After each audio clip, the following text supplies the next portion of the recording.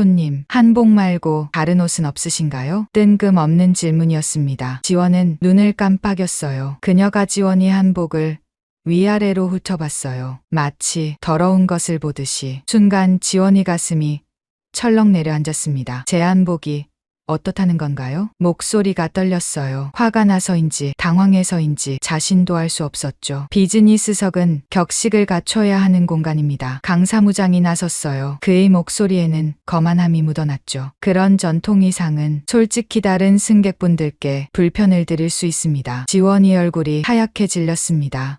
저는 단정하게 한복을 입었습니다. 어떤 부분이 문제인지 모르겠네요. 지원이 떨리는 목소리를 겨우 가다듬으며 말했어요. 요즘 시대에 그런 구식 복장을 고집하시는 이유를 모르겠어요. 민정이 비아냥거렸습니다. 한복이 구식이라고요? 지원이 목소리가 차갑게 가라앉았습니다. 프랑스에서 오래 계셨다면서요? 그쪽 사람들처럼 세련되게 입으실 줄 알았는데. 강 사무장이 코웃음을 쳤어요. 왜 이런 촌스러운 차림을 하고 계신지. 촌스럽다. 그 단어가 가슴에 비수처럼 꽂혔습니다. 지원이 손이 미세하게 떨렸어요. 치마를 꼭 움켜잡아 떨림을 숨기려 했지만 쉽지 않았죠. 우리 항공사의 프리미엄 이미지에 맞지 않습니다. 강 사무장이 단호하게 말했어요. 자리를 옮겨주시죠. 이코노미석으로. 뭐라고요? 지원이 놀라 되물었습니다. 거부하시면 학위 조치를 할 수밖에 없습니다. 위협이었어요.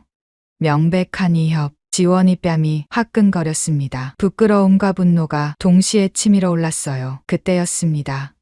이런 말도 안 되는 부당한 상황에 어떤 일이 벌어질지 끝까지 함께 해주세요.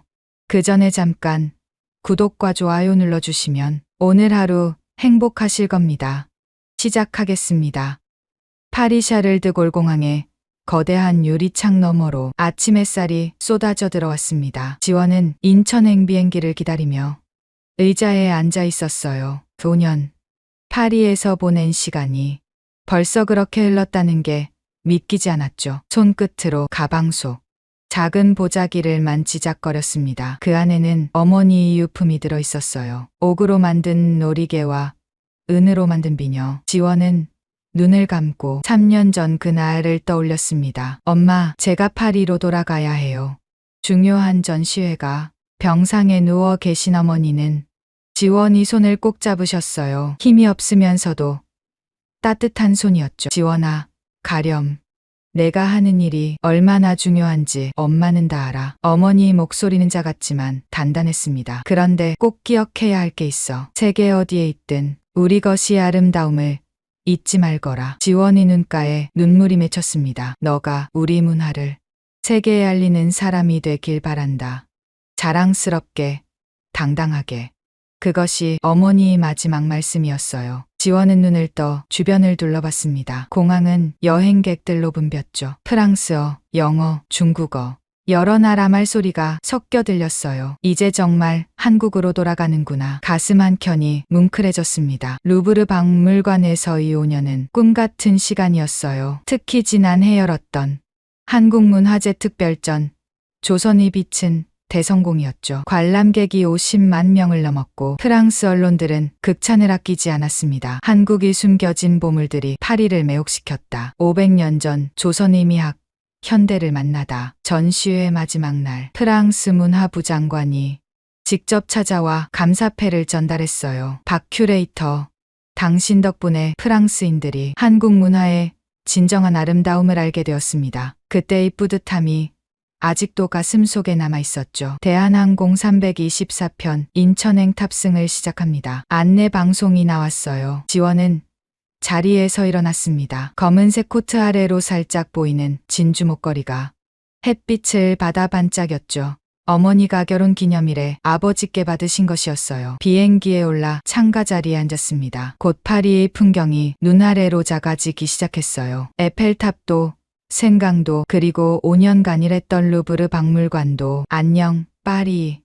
마음속으로 작별 인사를 했습니다. 11시간의 비행은 생각보다 빨리 지나갔어요. 김포공항에 도착했을 때는 오후 4시였습니다. 한국의 공기가 폐속으로 들어왔어요. 파리와는 다른 익숙하면서도 낯선 냄새였죠. 수화물을 찾고 나오니 국내선 환승 안내판이 보였습니다. 제주행 비행기는 저녁 7시. 3시간이 여유가 있었어요. 국립문화재연구소 신규 프로젝트 발표회 가방속 초청장을 다시 한번 확인했습니다. 내일 아침 제주도에서 열리는 중요한 행사였죠. 문화재 청장을 비롯한 주요 인사들이 모두 참석할 예정이었어요. 지원은 화장실로 향했습니다. 넓은 장애인 화장실에 들어가 문을 잠갔어요. 그리고 가방에서 조심스럽게 옷을 꺼냈습니다. 연한 하늘색 저고리와 진한 남색 치마. 어머니가 돌아가시기 전에 직접 골라주신 개량 한복이었어요. 지원아, 이거 너가 프랑스에서 돌아올 때 꼭 입으렴. 공항에서부터 당당하게. 어머니의 말씀이 귓가에 들리는 것 같았습니다. 저고리 옷고름을 정성스럽게 묶고 치마의 주름을 가지런히 정리했죠. 그리고 보자기를 열어 어머니의 유품을 꺼냈습니다. 먼저 옥놀이개를 치마에 달았어요. 연한 초록빛 옥이 은은하게 빛났죠. 다음은 은장 비녀였습니다. 거울을 보며 머리를 다시 올려 묶고 비녀를 꽂았어요. 거울 속 자신의 모습을 바라봤습니다. 파리에서의 세련된 큐레이터가 아닌 한국의 전통을 품은 여인이 서 있었죠. 화장실에서 나온 지원은 국내선 터미널로 향했습니다. 사람들의 시선이 느껴졌어요. 누군가는 감탄의 눈빛으로, 누군가는 신기한 듯 바라봤죠. 와, 한복이다. 어린 여자아이가 엄마 손을 잡고 가리켰어요. 엄마, 저 언니 진짜 예뻐. 공주님 같아. 지원은 아이에게 미소를 지어 보였어요. 아이도 수줍게 웃었죠. 체크인 카운터에 도착했습니다. 직원이 지원을 보고 잠시 놀란 표정을 지었다가 이내 밝게 웃었어요. 안녕하세요. 어디로 가시나요? 제주도요. 7시 비행기 예약했습니다. 아, 네. 성함이 어떻게 되시죠? 박지원입니다. 직원이 컴퓨터를 확인했어요. 비즈니스석으로 예약되어 있으시네요. 여권 확인하겠습니다. 지원은 프랑스에서 발급받은 새 여권을 건넸습니다. 표지에 새겨진 태극 문양이 유난히 선명해 보였어요. 정말 멋진 한복이세요. 특별한 행사에 가시나 봐요? 직원이 친근하게 물었습니다. 네, 중요한 발표가 있어서요. 그러시군요. 좋은 결과 있으시길 바랄게요. 면세점을 지나며 쇼윈도에 비친 자신의 모습을 다시 한번 봤습니다. 명품 가방은 한복 차림이 여인. 누군가는 이상하게 볼 수도 있겠죠. 하지만 지원에게는 너무나 자연스러운 모습이었어요. 전통과 현대는 함께 갈 수 있어. 엄마가 늘 말씀하셨잖아. 탑승 게이트에 도착하니 이미 많은 사람들이 기다리고 있었습니다. 비즈니스맨들, 관광객들, 그리고 제주도로 귀향하는 듯한 할머니, 할아버지들까지. 어머, 저것 좀 봐. 한 할머니가 지원을 보고 말했어요. 요즘 젊은 사람이 한복을 이렇게 곱게 입고 다니다니. 할머니가 지원에게 다가왔습니다. 아가씨 정말 좋아 보여요. 요즘은 한복 입는 사람이 없어서 아쉬웠는데. 감사합니다, 할머니. 지원이 공손히 인사했어요. 색깔이 참 곱네. 어머니께서 골라주신 거예요. 어머니가 안목이 있으시구나. 자랑스러워 하시겠네. 할머니의 말에 지원은 잠시 말을 잇지 못했습니다. 예. 그러셨으면 좋겠어요. 곧 탑승 안내가 시작됐습니다. 비즈니스석 승객들이 먼저 탑승했어요. 지원도 줄을 서서 차례를 기다렸습니다. 비행기에 올라 자리를 찾았어요. 짐을 선반에 올리고 자리에 앉았습니다. 안녕하세요. 밝은 목소리가 들렸어요. 승무원이었습니다. 이름표에 김민정이라고 적혀 있었죠. 네, 안녕하세요. 지원이 미소 지으며 답했습니다. 그런데 이상했어요.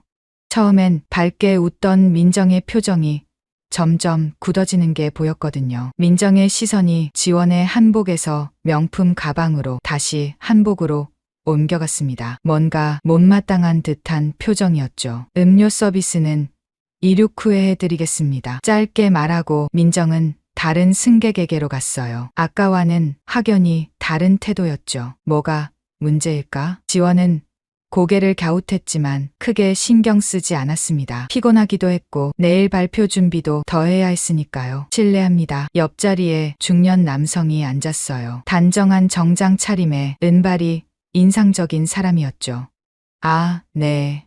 지원이 가볍게 녹례했습니다. 한복이 정말 우아하시네요. 프랑스에서 오셨다고 들었는데 남자가 친근하게 말을 걸었어요.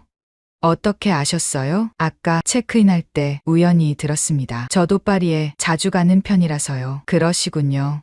혹시 루브르에서 일하시는 박지원 큐레이터님 맞으신가요? 지원이 놀라 남자를 바라봤습니다. 네, 맞는데요. 아, 역시 조선의 빛 전시회 정말 인상 깊게 봤습니다. 파리 출장 중에 우연히 들렀다가 완전히 매료됐죠. 남자의 얼굴에 진심 어린 감탄이 묻어났어요. 감사합니다. 정말 기쁘네요.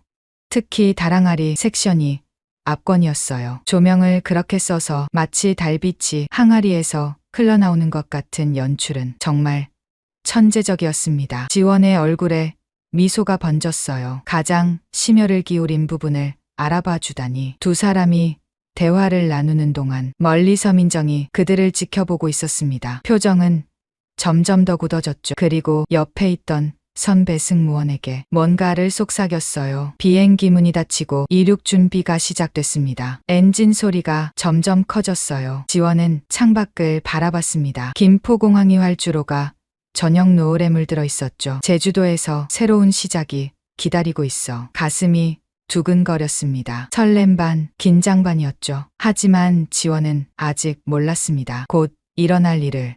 자신의 자부심과 신념이 시험받게 될 일을, 그리고 그 시험이 얼마나 아프고 모욕적일지를. 지원은 알 수 없는 불안감에 몸을 움츠렸습니다. 민정과 강진수 사무장이 가까워오는 모습이 왠지 위압적으로 느껴졌어요. 손님.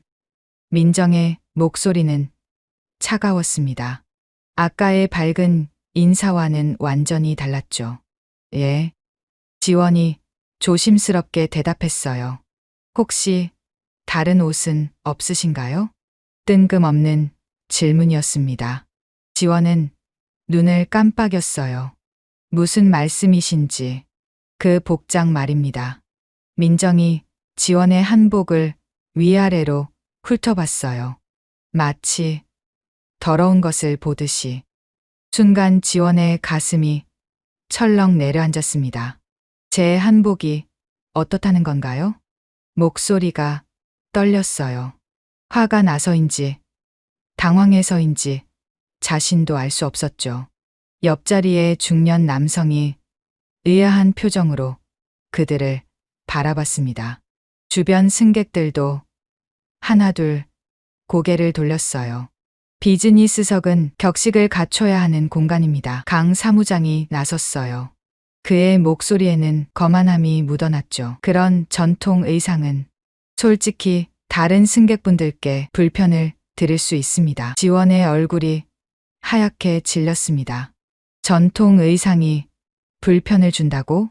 믿을 수 없는 말이었어요. 저는 단정하게 한복을 입었습니다. 어떤 부분이 문제인지 모르겠네요. 지원이 떨리는 목소리를 겨우 가다듬으며 말했어요. 요즘 시대에 그런 구식 복장을 고집하시는 이유를 모르겠어요. 민정이 비아냥거렸습니다. 그 순간 지원의 마음 속에서 뭔가가 뚝 끊어지는 소리가 났어요. 구식 복장? 어머니가 골라주신 그토록 아끼던 한복을 구식이라고 했습니다.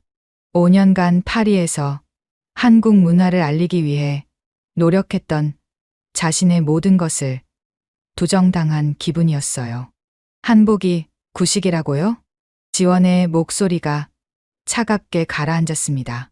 프랑스에서 오래 계셨다면서요? 그쪽 사람들처럼 세련되게 입으실 줄 알았는데. 강 사무장이 코웃음을 쳤어요. 왜 이런 촌스러운 차림을 하고 계신지. 촌스럽다. 그 단어가 가슴에 비수처럼 꽂혔습니다. 지원의 손이 미세하게 떨렸어요. 치마를 꼭 움켜잡아 떨림을 숨기려 했지만 쉽지 않았죠. 우리 항공사의 프리미엄 이미지에 맞지 않습니다. 강 사무장이 단호하게 말했어요. 자리를 옮겨주시죠. 이코노미석으로. 뭐라고요? 지원이 놀라 되물었습니다. 거부하시면 하기 조치를 할 수밖에 없습니다. 위협이었어요. 부끄러움과 분노가 동시에 치밀어 올랐어요. 그때였습니다. 잠깐만요. 옆자리에 중년 남성이 일어섰어요. 저는 박준서 변호사입니다. 지금 상황을 다 지켜봤는데요. 그가 재킷 안주머니에서 명함을 꺼냈습니다. 김박법률사무소 대표 변호사 박준서라고 적혀 있었죠. 이건 명백한 문화적 차별입니다. 준서의 목소리는 차분했지만 단호했어요. 승객이 한복을 입었다는 이유로 자리를 옮기라고 하는 건 명백한 인권 침해예요. 민정과 강 사무장의 얼굴에 당황스러운 기색이 스쳤습니다. 그리고 저는 이 모든 상황을 녹화하고 있습니다. 준서가 스마트폰을 들어 보였어요. 우리 문화를 모독하는 걸 보고 있을 수 없어서요. 지원은 준서를 감사한 마음으로 바라봤습니다. 눈가가 뜨거워졌지만 울지 않으려고 애썼어요. 울면 안 돼. 여기서 울면 정말 지는 거야. 저희는 규정대로 할 뿐입니다. 민정이 변명하듯 말했어요. 어떤 규정에 한복 착용을 금지한다고 되어 있나요? 준서가 물었습니다. 대답이 없었어요. 없죠? 그럼 이건 개인적인 편견에 의한 차별입니다. 기내가 술렁거렸습니다. 다른 승무원들도 무슨 일인지 보러 왔어요. 상황이 점점 커지자 강 사무장의 얼굴이 붉어졌습니다. 손님, 이륙이 지연되고 있습니다. 협조해 주시죠. 그가 지원에게 다시 압박을 가했어요. 지원은 깊게 숨을 들이쉬었습니다. 그리고 가방을 열었어요. 잠시만요. 차분한 목소리였지만 그 안에는 단단한 결의가 담겨 있었죠. 서류 봉투를 꺼내 들었습니다. 민정과 강 사무장은 의아한 표정으로 지원을 바라봤어요. 제가 누군지 아시나요? 지원이 물었습니다. 그게 무슨... 저는 내일 제주도에서 열리는 국립문화재연구소 신규 프로젝트 발표회에 참석합니다. 봉투에서 초청장을 꺼냈어요. 화려한 금박 글씨로 쓰인 초청장이었죠. 문화재청장님과 최은호 회장님이 직접 초청하신 행사예요. 민정의 얼굴이 조금씩 굳어지기 시작했습니다. 최은호 회장. 그들이 일하는 항공사의 회장 이름이었으니까요. 그리고 저는 지원이 다음 서류를 꺼냈어요. 루브르 박물관 한국관 수석 큐레이터이자 국가문화재 디지털 아카이브 프로젝트의 총괄 디렉터로 임명된 박지원입니다. 순간 정적이 흘렀습니다. 민정의 얼굴이 하얗게 질렸어요. 강 사무장도 입을 다물었죠. 이건 루브르 박물관장의 추천서예요. 지원이 서류를 하나 더 꺼냈습니다. 그리고 이건 프랑스 문화부에서 받은 공로패 사진입니다. 사진 속에는 프랑스 문화부 장관과 함께 찍은 지원의 모습이 있었어요. 물론 그때도 한복을 입고 있었죠. 제가 5년간 파리에서 한 일이 뭔지 아세요? 지원의 목소리가 조금씩 높아졌습니다. 바로 이 한복을 포함한 우리 문화재를 세계에 알리는 일이었습니다. 민정이 입술을 깨물었어요. 손이 미세하게 떨리는 게 보였죠. 프랑스 사람들은 제가 한복을 입고 강연하는 걸 보고 감탄했어요. 우리 문화의 아름다움에 매료됐죠. 지원이 일어섰습니다. 그런데 정작 한국의 하늘에서, 한국 항공사에서 한국 사람들에게 이런 모욕을 당해야 하나요? 목소리에 눈물이 섞였어요. 하지만 눈빛은 흔들리지 않았죠. 주변 승객들이 박수를 치기 시작했습니다. 1명, 2명, 그리고 비즈니스석 전체로 박수 소리가 퍼졌어요. 대단하십니다. 정말 멋져요. 격려의 목소리가 여기저기서 들렸습니다. 민정은 고개를 숙였어요. 얼굴이 빨갛게 달아올라 있었죠. 강 사무장도 어쩔 줄 몰라 했습니다. 죄송합니다. 민정이 겨우 입을 열었어요. 지금 사과하시는 건가요? 지원이 물었습니다. 예. 정말 죄송합니다. 무엇이 죄송한가요? 제가 한복을 무시하고 차별적인 발언을 해서 민정의 목소리는 점점 작아졌어요. 저는 사과를 원하는 게 아닙니다. 지원이 단호하게 말했어요. 다만 앞으로는 누구든 우리 문화를 자랑스럽게 여기는 사람을 이런 식으로 대하지 않으셨으면 좋겠어요. 그때 기장 안내 방송이 나왔습니다. 승객 여러분, 이륙이 지연되어 죄송합니다. 곧 출발하겠습니다. 하지만 지원은 알고 있었어요. 이 일이 여기서 끝나지 않을 거라는 걸. 그리고 곧 더 큰 파장이 일어날 거라는 걸. 스마트폰을 꺼내 들었습니다. 그리고 전화번호를 찾기 시작했어요. 최은호 회장실. 전화를 걸려는 순간 옆에서 준서가 조용히 말했습니다. 잘하셨어요. 정말 용감하십니다. 지원이 그를 바라봤어요. 진심 어린 격려가 담긴 눈빛이었죠. 감사해요.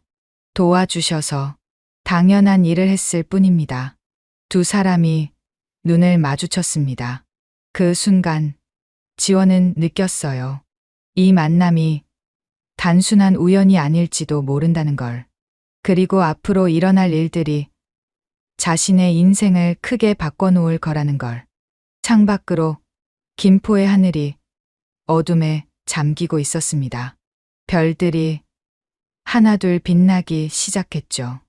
엄마, 저 잘하고 있나요? 마음속으로 물었어요. 그때 가슴에 달린 옥놀이개가 살짝 흔들렸습니다.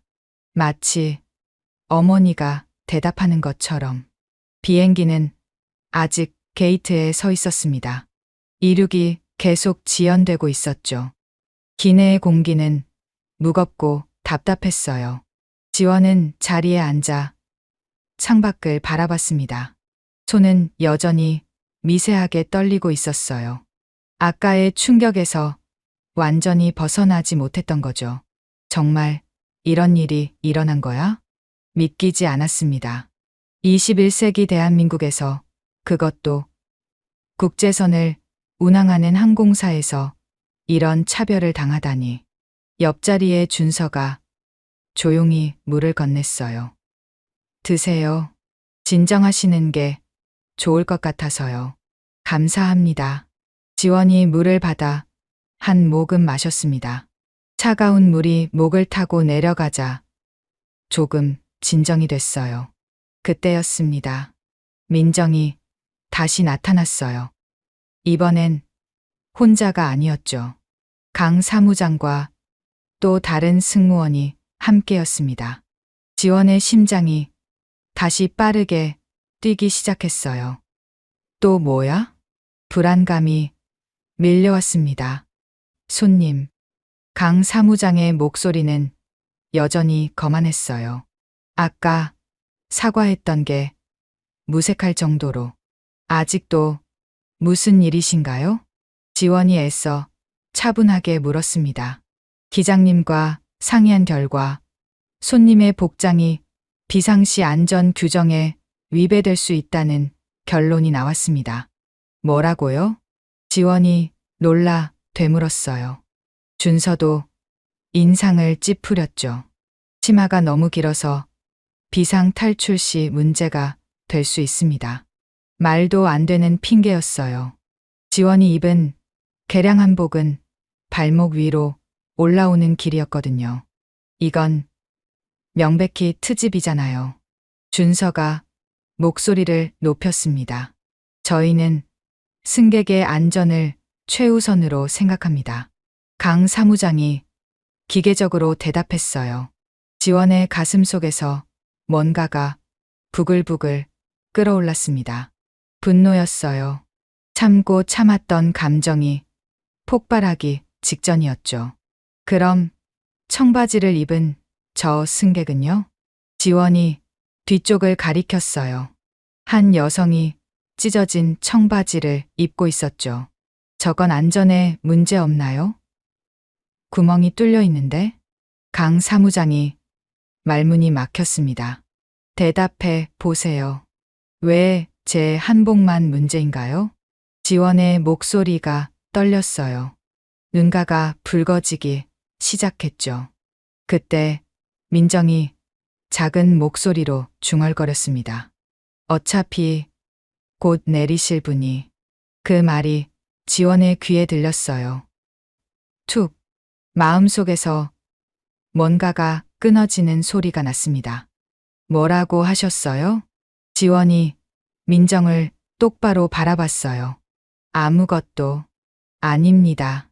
민정이 시선을 피했죠. 아니에요. 분명히 뭐라고 하셨잖아요. 지원이 일어섰습니다. 다리가 후들거렸지만 꿋꿋이 섰어요. 어차피 곧 내릴 거라고 하셨죠? 기내가 조용해졌습니다. 모든 승객의 시선이 그들에게 쏠렸어요. 민정의 얼굴이 새빨갛게 달아올랐습니다. 그게 아니라, 그럼 뭔가요? 지원의 목소리에 눈물이 섞였어요. 하지만 울지 않으려고 이를 악물었죠. 저도 정당하게 표를 구매한 승객이에요. 비즈니스석 요금을 다 지불했고요. 그런데 왜 제가 내려야 하나요? 한복을 입었다는 이유만으로 순간 정적이 흘렀습니다. 그때 뒤쪽에서 한 할아버지가 일어났어요. 내가 한마디 하겠네. 머리가 하얗게 센 할아버지였습니다. 지팡이를 짚고 천천히 걸어왔어요. 저는 6.25 참전 용사입니다. 이 나라를 위해 싸웠지. 할아버지의 목소리는 나직했지만 위험이 있었어요. 그런데 내가 목숨 걸고 지킨 나라에서 우리 전통 옷을 입었다고 차별받는 걸 봐야 하나? 강 사무장이 당황한 기색을 보였습니다. 어르신, 그게 아니라 닥치게. 할아버지가 지팡이로 바닥을 쿵 찍었어요. 내가 전쟁터에서 죽을 고비를 넘길 때 품에 간직했던 게 뭔지 아나? 모두가 숨을 죽이고 들었습니다. 어머니가 지어주신 저고리 조각이었네. 그게 내 부적이었어. 할아버지의 눈가가 촉촉해졌어요. 그런데 이제 와서 한복이 뭐가 문제란 말인가? 지원의 눈에서 눈물이 흘러내렸습니다. 더는 참을 수 없었어요. 할아버지, 아가씨, 울지 말게. 당당하게 있어. 할아버지가 지원의 어깨를 다독였습니다. 자네가 오라. 우리 것을 지키는 게 뭐가 잘못이란 말인가. 다른 승객들도 하나둘 일어나기 시작했어요. 저도 한마디 하겠습니다. 정말 창피한 줄 아세요. 당장 사과하세요. 항의가 빗발쳤습니다. 준서는 계속 스마트폰으로 상황을 녹화하고 있었어요. 이 영상을 온라인에 올리면 어떻게 될지 아시나요? 그가 강 사무장에게 말했습니다. 국제적 망신이 될 겁니다. 한국항공사 한복 입은 승객 차별 이런 제목으로요. 강 사무장의 얼굴이 파랗게 질렸어요.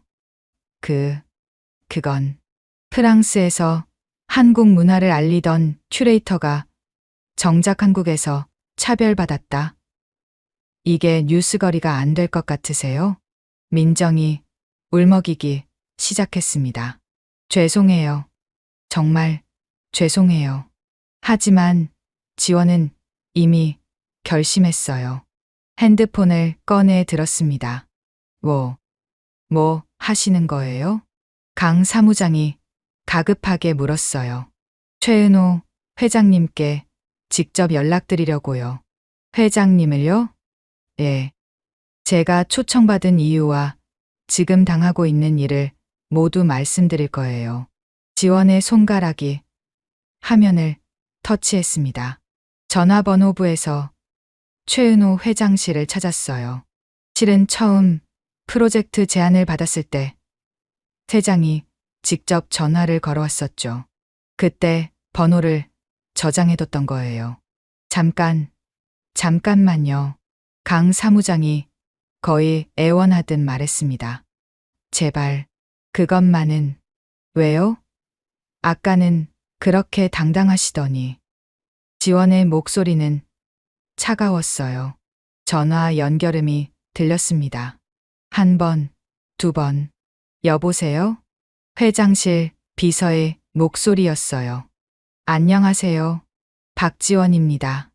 회장님과 통화 가능할까요? 아, 박 디렉터님. 회장님이 기다리고 계셨습니다. 잠시만요. 강 사무장과 민정의 얼굴이 사색이 됐어요. 곧 굵고 중후한 목소리가 들렸습니다. 박 디렉터, 잘 오고 있나? 최은호 회장이었어요. 회장님, 사실은. 지원이 입을 열려는 순간 쿵! 강 사무장이 무릎을 꿇었습니다. 제발 용서해 주십시오. 기내가 술렁거렸어요. 사무장이 승객 앞에서 무릎을 꿇다니. 살려주세요. 제 잘못입니다. 모두 제 잘못입니다. 민정도 울면서 고개를 숙였어요. 저희가 정말 잘못했어요. 편견 때문에 정말 죄송합니다. 지원은 전화기를 든 채로 그들을 내려다봤습니다. 가슴이 아팠어요. 분노보다는 슬픔이 밀려왔죠. 왜 처음부터 이럴 수 없었을까? 여보세요? 박 디렉터? 회장의 목소리가 계속 들렸습니다. 지원은 심호흡을 했어요. 그리고 회장님, 아무 일 없습니다. 곧 뵙겠습니다. 전화를 끊었어요. 강 사무장이 놀란 눈으로 지원을 올려다봤습니다. 정말 감사합니다. 일어나세요. 지원이 조용히 말했어요. 하지만 이건 끝이 아니에요. 예. 공식적인 사과를 원합니다. 저뿐만 아니라 모든 승객들 앞에서요. 강 사무장이 고개를 끄덕였어요. 그리고 한 가지 더. 뭐든지 말씀하세요. 앞으로는 누구도 어떤 이유로든 우리 문화를 부끄러워하게 만들지 마세요. 지원의 눈빛은 단호했습니다. 그게 제가 원하는 전부예요. 비행기 안에 잠시 침묵이 흘렀어요. 그리고 누군가가 박수를 치기 시작했습니다. 1명, 2명, 3명. 곧 기내 전체가 박수 소리로 가득 찼어요. 지원은 자리에 앉았습니다. 온몸에서 힘이 빠졌어요. 준서가 조용히 말했습니다. 정말 대단하세요. 아니에요. 저도 무서웠어요. 지원이 솔직하게 말했어요. 하지만 물러설 수 없었어요. 어머니와의 약속이 있었으니까요. 옥놀이개가 가슴에서 살랑거렸습니다. 마치 어머니가 잘했어 라고 말하는 것 같았어요. 하지만 지원은 알고 있었습니다. 진짜 이야기는 이제부터 시작이라는 걸. 창밖으로 김포의 밤하늘이 보였어요. 별들이 반짝이고 있었죠. 엄마, 저 옳은 일을 한 거죠? 마음속으로 물었습니다. 그때 기장 안내방송이 나왔어요. 승객 여러분, 대단히 죄송합니다. 예상치 못한 일로 지연됐습니다. 하지만 잠시 뜸을 들이더니 기장이 말을 이었습니다. 오늘 우리 모두 중요한 교훈을 얻었습니다. 이제 출발하겠습니다. 엔진 소리가 커지기 시작했어요. 비행기는 천천히 움직이기 시작했습니다. 제주도를 향해 비행기는 활주로를 향해 천천히 움직이고 있었습니다. 하지만 갑자기 멈춰 섰어요. 기장의 당황스러운 목소리가 들렸습니다. 승객 여러분, 죄송합니다. 본사로부터 긴급 지시가 내려왔습니다. 게이트로 돌아가겠습니다. 승객들이 웅성거렸어요. 뭐야? 왜 또? 무슨 일이래? 지원도 의아했습니다. 준서와 눈을 마주쳤지만 그도 모르는 눈치였죠. 강 사무장과 민정은 불안한 표정으로 서로를 바라봤어요. 무언가 심상치 않은 일이 일어나고 있다는 걸 직감한 듯했죠. 5분 후 비행기는 다시 게이트에 도착했습니다. 그때였어요. 탑승구가 열리고 검은 정장을 입은 사람들이 우르르 들어왔습니다. 그리고 그들 뒤로 최은호 회장님, 누군가가 외쳤어요. 백발의 노신사가 천천히 기내로 들어왔습니다. 대한민국 최고의 항공사 회장 최은호였죠. 기내가 순식간에 조용해졌어요. 회장의 시선이 비즈니스석을 훑었습니다. 그리고 지원을 발견하자 곧장 다가왔어요. 박지원 디렉터님, 회장이 정중히 고개를 숙였습니다. 이런 일을 겪으셨다니 정말 죄송합니다. 지원이 당황해서 일어났어요. 회장님, 어떻게? 방금 영상을 봤습니다. 회장이 스마트폰을 들어보였어요. 화면에는 준서가 찍은 영상이 재생되고 있었죠. 누군가 실시간으로 제보를 해주셨더군요. 순간 지원의 눈이 커졌습니다. 회장이 강 사무장과 민정을 돌아봤어요. 두 사람은 바닥을 보며 몸을 떨고 있었죠. 강진수 사무장. 네, 회장님. 김민정 승무원. 예. 회장의 목소리는 차가웠습니다. 두 분은 지금 이 순간부로 직무정지입니다. 회장님, 강 사무장이 비명처럼 외쳤어요. 30년을 일했습니다. 그 30년 동안 무엇을 배웠습니까? 회장의 목소리에 분노가 묻어났어요. 우리 회사의 모토가 뭔지 아십니까? 세계를 잇는 한국의 날개입니다. 회장이 지원을 바라봤습니다. 그런데 정작 한국의 문화를 세계에 알리는 분을 이렇게 대접했다. 민정이 흐느끼기 시작했어요. 죄송합니다. 정말 죄송합니다. 그때 회장이 놀라운 말을 했습니다. 사실 저도 박 디렉터님을 잘 알고 있었습니다. 지원이 놀라 회장을 바라봤어요. 작년 파리 출장 때 조선의 빛 전시회를 봤거든요. 회장의 표정이 부드러워졌습니다. 그때 한복을 입고 프랑스어로 유창하게 설명하시는 모습을 봤습니다. 정말 감동적이었어요. 지원의 눈가가 뜨거워졌습니다. 그래서 이번 프로젝트를 맡아달라고 직접 연락드렸던 겁니다. 회장이 승객들을 둘러봤어요. 여러분, 박지원 디렉터님이 누군지 아십니까? 모두가 조용히 귀를 기울였습니다. 5년 전 프랑스 정부가 직접 스카우트한 단 3명의 아시아 큐레이터 중 한 분입니다. 웅성거리는 소리가 들렸어요. 루브르 박물관 850년 역사상 최연소 한국인 수석 큐레이터이기도 하죠. 지원이 고개를 숙였습니다. 부끄러웠어요. 그리고 회장이 잠시 말을 멈췄습니다. 돌아가신 어머니는 인간문화재 박순자 선생님이셨습니다. 궁중 침선장이셨죠. 순간 기내가 술렁거렸어요. 인간문화재의 딸이라고? 그래서 한복을 그렇게. 지원의 눈에서 눈물이 흘렀습니다. 어머니, 그 이름을 듣자 가슴이 미어졌어요. 박순자 선생님은 평생을 우리 옷의 아름다움을 지키는데 바치셨습니다. 회장의 목소리에도 존경이 묻어났죠. 그런 어머니의 유지를 이어받아 세계 무대에서 활약하시는 분을 회장이 강 사무장을 쏘아봤습니다.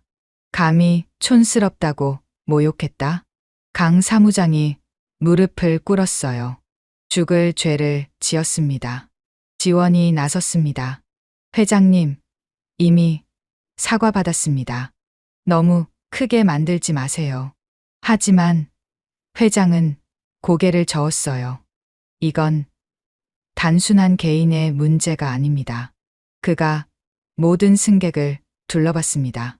우리 모두의 문제입니다. 언제부터 우리가 우리 것을 부끄러워하게 됐습니까? 침묵이 흘렀어요. 오늘 이 일을 계기로 전 직원 교육을 실시하겠습니다. 회장이 선언했습니다. 한국 문화의 가치와 다양성 존중에 대해서요. 그리고 지원에게 돌아섰어요. 박 디렉터님, 정말 죄송합니다. 그리고 회장이 깊이 고개를 숙였습니다. 감사합니다. 용서해 주셔서. 지원은 더 이상 말을 잇지 못했어요. 그저 고개를 끄덕일 뿐이었죠. 회장이 기장에게 신호를 보냈습니다. 이제 출발하십시오. 그리고 마지막으로 한마디 더 했어요. 박 디렉터님, 제주에서 뵙겠습니다. 멋진 발표 기대하고 있겠습니다. 회장 일행이 내렸고 문이 다시 닫혔어요. 비행기는 다시 움직이기 시작했습니다. 지원은 자리에 앉아 창밖을 바라봤어요. 가슴에 옥놀이개가 은은히 빛났습니다. 엄마, 봤어요? 당신의 딸이 당당히 맞섰어요. 하늘로 오르는 비행기 안에서 지원은 처음으로 평화를 느꼈습니다. 비행기는 다시 이륙했습니다. 기내는 조용했어요. 아까의 소동이 거짓말처럼 느껴질 정도로. 지원은 창밖을 바라보며 깊은 숨을 내쉬었습니다. 서울의 야경이 점점 작아지고 있었죠. 그때 누군가 다가왔어요. 민정이었습니다. 눈이 퉁퉁 부어 있었어요. 손에는 티슈를 꼭 쥐고 있었죠.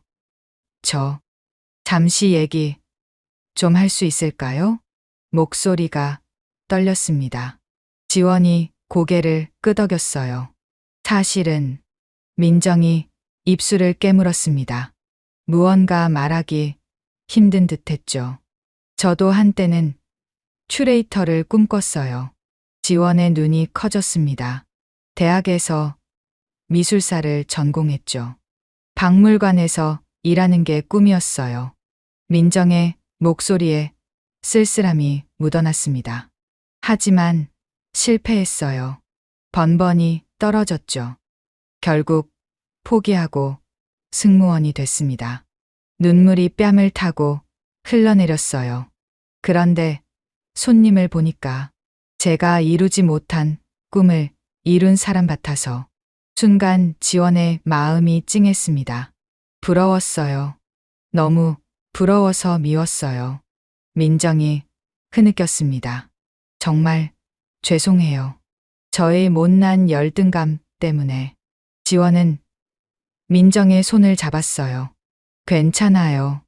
따뜻한 목소리였습니다. 저도 알아요. 그 마음. 민정이 놀란 눈으로 지원을 바라봤어요. 저도 수없이 거절당했어요. 파리 가기 전까지는요. 지원이 부드럽게 웃었습니다. 꿈은 포기하는 게 아니에요. 잠시 쉬어가는 거죠. 민정의 눈에서 새로운 눈물이 흘렀어요. 이번엔 감동의 눈물이었죠. 뒤이어 강 사무장도 다가왔습니다. 그는 깊이 고개를 숙였어요. 30년 동안 일하면서 어느새 초심을 잃었습니다. 목소리에 후회가 가득했죠. 글로벌 스탠다드만 쫓다가 정작 우리 것이 소중함을 잊었어요. 강 사무장이 고개를 들었습니다. 오늘 덕분에 깨달았습니다. 진짜 글로벌은 우리 것을 당당히 보여주는 거라는 걸. 지원은 조용히 미소 지었어요. 전통과 현대는 대립하는 게 아니에요. 그녀의 목소리는 차분했습니다. 조화를 이루어야 하죠. 그게 진정한 아름다움이에요. 세 사람이 서로를 바라봤습니다. 이해와 용서의 눈빛이 오갔어요. 그때 기내 전체에서 박수가 터져 나왔습니다. 승객들이 모두 일어나 박수를 쳤어요. 아름다운 화해예요. 정말 감동적입니다. 지원의 눈가가 촉촉해졌습니다. 비행기는 제주를 향해 날아갔어요. 창밖으로 별들이 반짝였죠. 지원은 가슴에 놀이개를 만지며 속삭였습니다. 엄마, 저 잘하고 있죠? 1시간 후 비행기는 제주공항에 도착했습니다. 다음 날 아침 제주 국제 컨벤션 센터는 사람들로 가득했어요. 국가 문화재 디지털 아카이브 프로젝트 발표회장이었죠. 지원은 무대 뒤에서 깊은 숨을 쉬었습니다. 오늘도 한복을 입었어요. 연보라색 저고리에 짙은 남색 치마. 어머니가 남겨주신 또 다른 한복이었죠. 박지원 디렉터님, 입장하세요. 사회자의 안내가 들렸습니다. 지원이 무대로 걸어 나갔어요. 수백 명의 시선이 그녀에게 쏠렸습니다. 문화재청장, 박물관장들, 그리고 최은호 회장도 보였어요. 지원은 마이크를 잡았습니다. 안녕하세요. 루브르에서 돌아온 박지원입니다. 당당한 목소리였어요. 오늘 제가 드리고 싶은 말씀은 잠시 숨을 고르고 문화재는 박물관 유리장 속에만 있는 게 아니라는 겁니다. 청중이 집중했어요. 우리의 일상 속에서 살아 숨 쉬어야 합니다. 지원이 자신의 한복을 가리켰습니다. 이렇게요. 화면에 사진들이 떴어요. 파리에서 한복을 입고 강연하는 모습들이었죠. 5년간 저는 한복을 입고 세계에 우리 문화를 알렸습니다. 자부심이 묻어나는 목소리였어요. 그리고 깨달았죠. 가장 한국적인 것이 가장 세계적이라는 걸. 박수가 터져 나왔습니다. 지원은 발표를 이어갔어요. 디지털 기술로 문화재를 보존하고 세계와 공유하는 비전을 제시했죠. 하지만 그녀가 가장 강조한 건 따로 있었습니다. 기술도 중요하지만 더 중요한 건 마음입니다. 지원이 청중을 둘러봤어요. 우리 것을 사랑하는 마음. 그게 시작이에요. 발표가 끝나자 기립박수가 쏟아졌습니다. 최은호 회장이 일어나 박수를 쳤고 모두가 따라 일어났어요. 지원은 무대에서 인사했습니다. 가슴의 놀이개가 환하게 빛났어요. 그 순간 그녀는 확신했습니다. 어머니의 뜻을 제대로 이어가고 있다고. 엄마, 이제 시작이에요. 마음속으로 말했습니다. 우리 문화를 세계에 알리는 진짜 여정이 제주의 푸른 하늘이 축복처럼 빛나고 있었습니다. 즐거우셨나요? 구독과 좋아요 부탁드립니다. 영상 제작에 힘이 됩니다. 다음에 더 좋은 사연으로 찾아뵙겠습니다. 감사합니다. 낡은 등산복, 해진 운동화, 김밥 냄새가 나는 가방. 평범한 민간인처럼 보이려고 했었죠. 혹시나 자신이 정체가 들킬까봐 긴장했습니다. 그는 태연을 위아래로 훑어봤습니다. 뭐야, 아줌마네. 무슨 일로 오셨어요? 순간 주먹이 떨렸지만 참았습니다. 강지우 중사 이모입니다. 오늘 진급 심사가 있다고 해서. 최민석이 큰 소리로 웃었습니다. 옆에 있던 정태영 중사도 코웃음을 쳤죠. 아줌마, 여기가 무슨 동네 학예회인 줄 아세요? 특전사진급 심사를 아무나 볼 수 있는 게 아니에요. 그것도 강지우? 그 백도 없는 고아 출신 말이죠. 어차피 떨어질 텐데 뭘 보러 오셨어요. 분노가 치밀어 올랐지만 겨우 참았습니다. 부회장은 출입 금지예요. 그것도 모르고 오셨나? 최민석이 팔짱을 꼈습니다. 김밥이나 가져가세요. 어차피 오늘 심사 끝나면 짐 싸서 나갈 텐데. 정태영이 코웃음을 쳤습니다. 아줌마는 모르시겠지만 요즘 진급은 실력으로만 되는 게 아니에요. 돈도 있어야 하고 백도 있어야 하죠. 특히 강지우처럼 고아 출신은 더 힘들어요. 누가 밀어주겠어요? 실력이 좋다고 다 되는 게 아니라니까요. 자, 이제 빨리 가세요. 최민석이 손을 휘저었습니다. 굴욕적이었지만 참았어요. 그럼 이 김밥이라도 지우한테 전해주실 수 있나요? 알겠으니 이제 가세요. 돌아서서 가는데 뒤에서 비웃음이 들렸어요. 저런 아줌마가 보호자라니. 강지우도 불쌍하네. 그러게. 실력은 좋은데 백이 없으니 한계가 있지. 감히. 분노가 끌어올랐어요. 좋아. 너희가 원하는 게 그거라면. 태연은 휴대폰을 꺼냈습니다. 그때 갑자기 부대 안에서 급한 발소리가 들렸어요. 누군가 허겁지겁 뛰어가며 외치는 소리도 들렸죠. 무슨 일이 벌어진 걸까요? 앞으로 이야기에 끝까지 함께 해주세요. 그 전에 구독과 좋아요 눌러주시면 오늘 하루 행복하실 겁니다. 시작하겠습니다.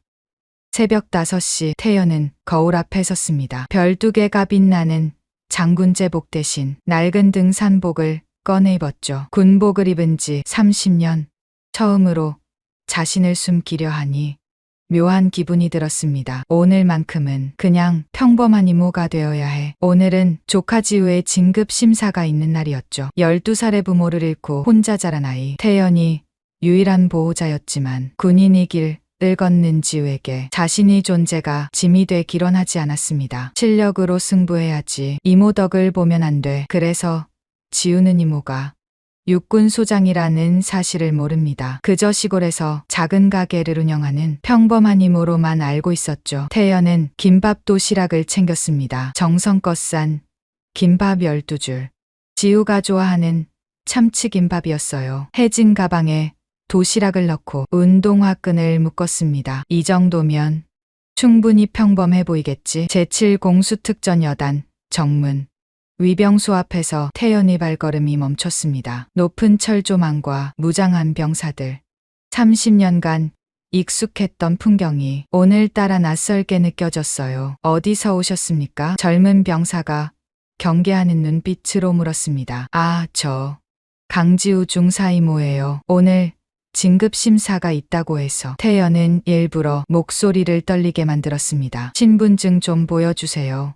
신분증을 건네며 태연은 긴장했습니다. 혹시나 자신의 정체가 들킬까 봐서요.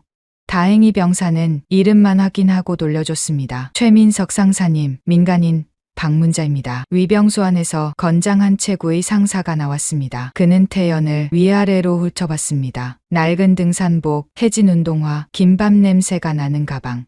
최민석이 입가에 비웃음이 번졌습니다. 뭐야, 시골 아줌마네. 무슨 일로 오셨어요?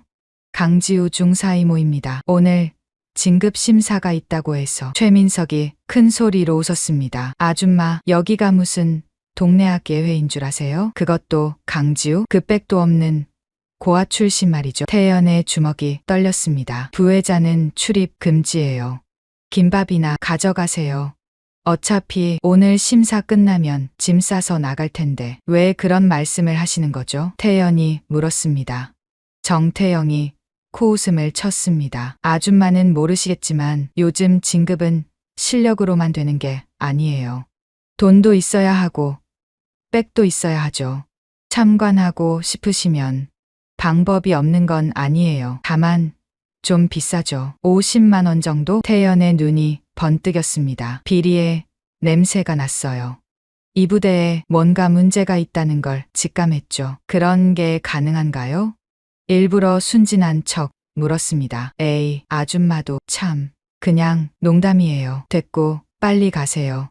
여기 오래 있으면 곤란해요. 최민석이 손을 휘저었습니다. 굴욕적이었지만 참았어요. 그럼 이 김밥이라도 지우한테 전해주실 수 있나요? 김밥 아줌마가 왔다가 갔다고 전할게요. 이제 가세요. 정태영이 비웃으며 말했습니다. 태연은 김밥 도시락을 건네고 돌아섰습니다. 걸어가면서도 뒤에서 들리는 비웃음 소리가 귀에 박혔어요. 저런 아줌마가 보호자라니 강지우도 불쌍하네. 그러게 실력은 좋은데 백이 없으니 한계가 있지. 부대 밖으로 나온 태연은 주먹을 꽉 쥐었습니다. 너희가 원하는 게 그거라면. 태연은 휴대폰을 꺼냈습니다. 하지만 곧 다시 넣었어요. 아니야. 말을 끝맺지 못했습니다. 갑자기 부대 안에서 급한 발소리가 들렸어요. 누군가 뛰어가며 외치는 소리도 들렸죠. 리펠 훈련 준비. 오늘은 특별 심사가 있다. 태연의 눈빛이 날카로워졌습니다. 리펠 훈련. 로프를 타고 절벽을 내려가는 위험한 훈련이었죠. 특전사의 기본이지만 자칫하면 큰 사고로 이어질 수 있었어요. 설마. 불길한 예감이 들었습니다. 최민석과 정태영의 대화가 떠올랐어요. 어차피 오늘 심사 끝나면 짐 싸서 나갈 텐데라는 말. 그리고 돈과 백 이야기. 혹시 지우를? 태연은 다시 부대 쪽으로 발걸음을 돌렸습니다. 이번엔 정문이 아니라 후문 쪽으로 향했죠. 거기서 담장을 따라 걸으며 안을 살폈어요. 멀리서 훈련장이 보였습니다. 높은 절벽에 로프가 설치되고 있었어요. 병사들이 분주히 움직였죠. 그런데 저 로프 뭔가 이상한데? 태연의 눈은 일반인과 달랐습니다. 30년간 특수부대를 지휘해온 그녀에게는 작은 이상도 눈에 띄었죠. 한 개의 로프가 유독 낡아 보였어요. 그리고 그 앞에 선 사람은 지우. 태연의 가슴이 철렁 내려앉았습니다. 조카가 바로 그 낡은 로프 앞에 서 있었어요. 옆에서 정태영이 뭔가 지시하고 있었죠. 안 돼. 저건 너무 위험해. 태연은 본능적으로 알았습니다. 저 로프는 훈련 중에 끊어질 거예요. 그리고 지우는 어떻게든 막아야 해. 하지만 어떻게? 지금 정체 밝히면 지우의 군 생활은 끝났어요. 이모백으로 진급했다는 소문이 평생 따라다닐 테니까요. 그때였습니다. 훈련 시작. 병사들이 일제히 로프를 잡고 절벽을 내려가기 시작했습니다. 태연의 심장이 미친 듯이 뛰었어요. 지우야, 제발. 그 순간 그녀는 결심했습니다. 조카의 생명이 위험하다면 정체가 들키는 것쯤은 아무것도 아니었으니까요. 태연은 담장을 따라 훈련장 쪽으로 빠르게 이동했습니다. 큰 일이 벌어질 것 같은 예감이 들었어요. 태연은 부대 후문 근처 작은 숲에 몸을 숨겼습니다. 훈련이 시작된 지 30분. 아직 아무 일도 일어나지 않았어요. 하지만 불안한 마음은 가라앉지 않았죠. 철조망을 따라 조심스럽게 이동했습니다. 발소리가 나지 않도록 30년 특수부대 경험이 몸에 배어 있었죠. 그때였습니다. 여기서 만나기로 했잖아. 낮은 목소리가 들렸어요. 태연은 즉시 나무 뒤로 몸을 숨겼습니다. 목소리의 주인은 최민석이었어요. 그는 누군가를 기다리는 듯 주변을 살폈죠. 잠시 후 서너 명의 부사관들이 나타났습니다. 모두 긴장한 표정이었어요. 최 상사님, 가져왔습니다. 한 부사관이 두툼한 봉투를 건넸습니다. 태연이 눈이 날카로워졌어요. 그 봉투 안에 뭐가 들었는지 짐작할 수 있었죠. 김중사는 500, 박중사는 700.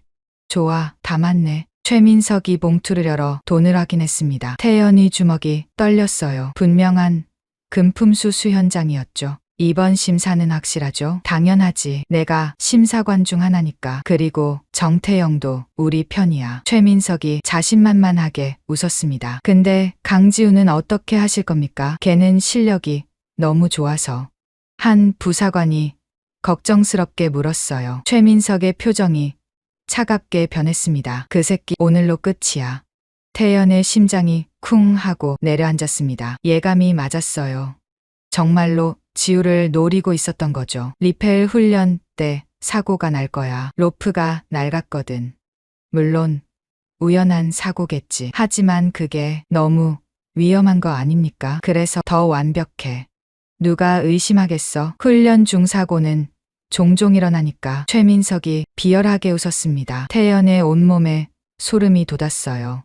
이들은 정말로 지우를 죽이려 하고 있었습니다. 단지 돈을 받지 않았다는 이유로. 강지우가 없어지면 다른 애들한테도 본보기가 되겠죠. 돈 안 내면 어떻게 되는지. 정태영의 목소리가 들렸습니다. 그가 언제 왔는지 모르게 나타났어요. 훈련은 잘 진행되고 있어? 네, 이제 곧 절정 부분입니다. 강지우 차례가 다가오고 있어요. 태연은 더 이상 참을 수 없었습니다. 지금 당장 뛰어나가 이들을 체포하고 싶었어요. 하지만 증거가 부족해. 이것만으로는. 휴대폰을 꺼내 녹음을 시작했습니다. 하지만 거리가 멀어 잘 들리지 않을 것 같았어요. 더 가까이 가야 해. 태연은 살금살금 움직였습니다. 하지만 그때 발밑에서 나뭇가지가 부러지는 소리가 났어요. 뭐야? 누구 있어? 정태영이 날카롭게 외쳤습니다. 태연의 가슴이 철렁했어요. 들킨 건 아닐까? 야, 가서 확인해봐. 최민석의 명령에 한 부사관이 태연이 숨은 곳으로 다가왔습니다. 순간 태연의 머릿속이 빠르게 돌았어요. 지금 나가면 정체가 들통나. 하지만 이대로 있으면. 발소리가 점점 가까워졌습니다. 이제 몇 걸음만 더 오면 발견될 상황이었죠. 바로 그때였습니다. 긴급 상황. 리펠 훈련 중 사고 발생. 멀리서 급박한 방송이 울려 퍼졌어요. 태연의 온몸이 얼어붙었습니다. 안 돼. 지우야. 뭐, 벌써? 정태영이 당황한 목소리로 외쳤어요. 빨리 가자. 현장을 확인해야 해. 최민석과 부사관들이 급히 훈련장으로 뛰어갔습니다. 태연도 망설일 시간이 없었어요. 숨어있던 곳에서 뛰쳐나와 그들을 따라갔죠. 이제 정체를 숨기는 건 중요하지 않았습니다. 오직 지우의 안전만이 중요했어요. 훈련장은 아수라장이었습니다. 로프가 끊어졌다. 구조대 어디 있어? 의무병 불러. 병사들이 우왕좌왕하며 소리쳤어요. 절벽 중간에 한 병사가 간신히 바위에 매달려 있었습니다. 끊어진 로프가 바람에 흔들렸죠. 태연은 한눈에 상황을 파악했습니다. 지우가 아니야. 다른 병사네. 안도감과 동시에 죄책감이 밀려왔어요. 다른 누군가의 생명도 소중했으니까요. 대체 뭐 하는 거야? 빨리 구조 작업 시작해. 현장 지휘관이 소리쳤지만 아무도 제대로 움직이지 못했습니다. 로프가 없습니다. 여분의 로프가. 그럼 다른 방법을 찾아. 혼란스러운 상황. 매달린 병사의 힘은 점점 빠지고 있었어요. 태연은 주변을 빠르게 살폈습니다. 저 위치에서 바람의 방향, 절벽의 각도. 순간적으로 모든 계산이 끝났어요. 30년 경험이 답을 알려줬죠. 안 돼. 더는 못 참겠어. 태연이 앞으로 나섰습니다. 잠깐. 민간인은 들어올 수 없어. 경계병이 막아섰지만 태연의 눈빛에 주춤했어요. 내가 지휘하겠습니다. 차분하지만 단호한 목소리. 평범한 아줌마의 목소리가 아니었죠. 뭐, 아줌마가 뭘 안다고. 닥치고 들어요. 태연이 일갈했습니다. 그 기세에 모두가 놀라 입을 다물었어요. 3시 방향 큰 나무에 예비 로프를 고정해요. 바람이 북서쪽에서 불고 있으니 포물선을 그리며 던져야 합니다. 명확한 지시가 떨어졌어요. 두 명은 밑에서 안전매트를 준비하고 나머지는 로프를 잡아당길 준비를 하세요. 병사들이 멍하니 서 있었습니다. 뭐 해요? 빨리 움직여요. 저 병사가 떨어지기를 기다릴 겁니까? 태연의 호통에 병사들이 정신을 차렸어요. 마치 마법에 걸린 듯 그녀의 지시를 따르기 시작했죠. 로프 던질 사람은 힘이 좋은 사람으로 한 번에 성공해야 해요. 제가 하겠습니다. 건장한 병사가 나섰어요. 좋아요. 목표는 저 병사 오른쪽 1m 지점. 바람을 계산해서 약간 왼쪽으로 던지세요. 태연의 지시는 정확했습니다. 마치 교과서를 읽는 것처럼 완벽했어요. 하나, 둘, 셋. 로프가 포물선을 그리며 날아갔습니다. 정확히 목표 지점에 떨어졌어요. 잡았다. 매달려 있던 병사가 로프를 붙잡았습니다. 천천히 당겨요. 급하면 다시 놓칠 수 있어요. 태연의 침착한 지휘 아래 구조 작업이 진행됐습니다. 몇 분 후 병사는 무사히 땅을 밟았어요. 성공했다. 살았어. 병사들이 환호했습니다. 하지만 태연의 표정은 여전히 차가웠어요. 그녀는 끊어진 로프를 살펴봤죠. 이건 인위적이야. 로프가 끊어진 부분이 너무 깨끗했습니다. 누군가 일부러 손상시킨 흔적이 보였어요. 저기, 아줌마가 누구? 현장 지휘관이 말을 더듬었습니다. 태연은 대답하지 않고 최민석을 찾았어요. 그는 구석에서 정태영과 뭔가 속닥거리고 있었죠. 너희들. 분노가 치밀어 올랐지만 아직은 때가 아니었습니다. 강지우 중사는 어디 있습니까? 태연이 물었어요. 강지우요? 아직 차례가 안 됐는데. 그때 정태영이 다가왔습니다. 아, 강지우 차례는 바로 다음이에요. 근데 이런 사고가 났으니 훈련은 중단해야. 아니요. 태연이 단호하게 말했습니다. 훈련은 계속됩니다. 대신 모든 장비를 다시 점검하세요. 뭐? 아줌마가 무슨 권한으로? 제가 점검하겠습니다. 태연은 장비 쪽으로 걸어갔어요. 하나하나 꼼꼼히 살펴봤죠. 그리고 지우가 사용할 로프 앞에서 멈췄습니다. 역시나 육안으로는 멀쩡해 보였지만 태연의 눈은 속일 수 없었어요. 로프 중간 부분이 교묘하게 손상되어 있었죠. 이 로프는 사용하면 안 됩니다. 뭐가 문제인데요? 정태영이 다가왔어요. 그의 눈에 당황한 빛이 스쳤죠. 여기, 이 부분을 보세요. 태연이 손상된 부분을 가리켰습니다. 별거 아닌 것 같은데 그냥 써도 사람 목숨이 달린 일입니다. 이런 걸 별거 아니라고 하다니. 태연의 목소리가 차가워졌어요. 주변 병사들이 웅성거리기 시작했습니다. 저 아줌마, 뭔가 달라. 어떻게 저렇게 정확히 지휘하지? 로프 상태도 한눈에 알아보고 최민석이 다가와 정태영과 눈빛을 교환했습니다. 여보세요, 아줌마. 이제 그만 나가주세요. 민간인이 너무 오래 있으면 곤란해요. 그래요? 태연이 돌아봤어요.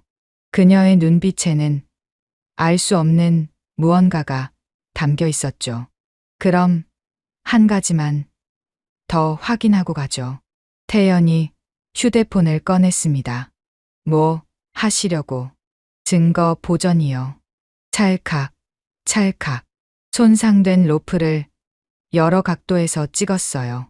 최민석과 정태영의 얼굴이 하얗게 질렸죠. 바로 그때였습니다. 여단장님 오신다. 누군가 외쳤어요. 병사들이 급히 정렬했습니다. 멀리서 별 하나를 단 박준서 준장이 걸어오고 있었죠. 태연은 잠시 망설였습니다. 지금 정체를 밝힐까? 아니면. 하지만 이미 늦었어요.